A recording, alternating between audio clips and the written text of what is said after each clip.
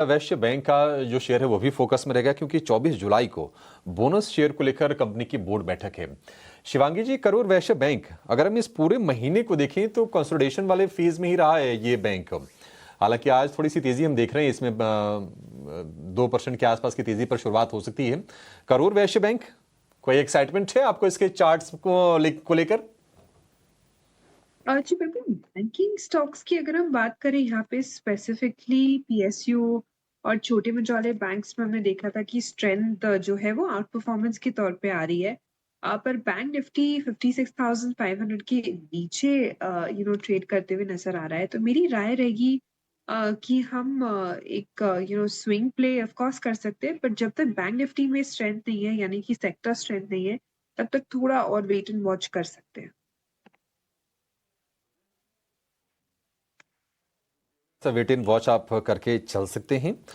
जियो financial भी focus में रहेगा क्योंकि जियो फाइनेंशियल हमने देखा था कि एक बढ़िया रफ्तार से ये शेयर चल रहा था और 340 रुपए के आसपास तक ये चला गया था।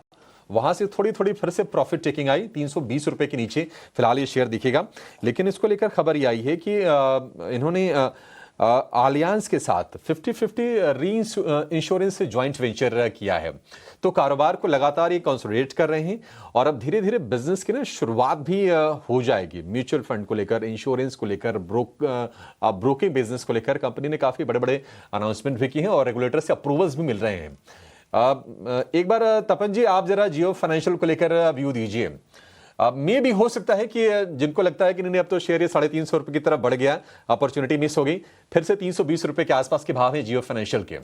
क्या सलाह होगी आपकी?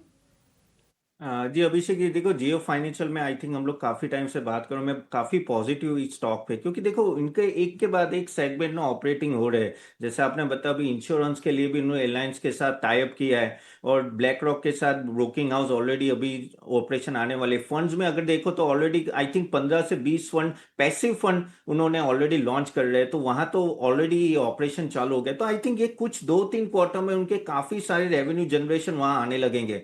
अब ये स्टॉक आपको उस तरह से देखना है, कुछ 6 महीने साल का आपको देखना पड़ेगा मिनिमम, क्योंकि वो है ना धीरे धीरे प्रॉफिटेबली सब में आएगा। और अभी जो उनके गाइडेंस थी जियो फाइनेंशियल ने बताया कि भाई ऑलमोस्ट लैंडिंग ग्रोथ तो 20% का वो पकड़ के चले, जो अच्छा है। ओवरऑल एयूएम ग्रोथ भी आप देख रहे हो म्यूचुअल फंड में काफी अच्छा चल रहा है। और डिजिटल बैंकिंग के में भी वो बात कर रहे हैं कि वो डेटा यूज करने वाले जियो से और वहां से तो रिलायंस ईटेल से, तो वहां भी वो लैंडिंग काफी अच्छी बढ़ेगी और डिजिटल बैंकिंग की तरफ बढ़ेंगे। एसेट क्वालिटी ऑफ कोर्स धीरे धीरे हमें पता है जैसे जैसे लैंडिंग होगी कि किस तरह से रहेगी, लेकिन मुझे यहाँ पॉजिटिव ये लग रहा है कि उनके जो गाइडेंस इनिशियली उन्होंने दिया था, जो उन्होंने अपना रोड मैप दिया था, वहां वो आगे बढ़ रहे हैं। और मेरे हिसाब से आई थिंक 1 साल बाद आप देखना कि इनकी रेवेन्यू काफी अच्छी तरह से बढ़ जाएगी और प्रॉफिट जनरेशन में भी अच्छा खासा इजाफा होगा। तो अभी जो प्राइसिंग चल रहा है 318, आई थिंक 300 के आसपास है, ये लेवल पे भी I think one should start accumulating.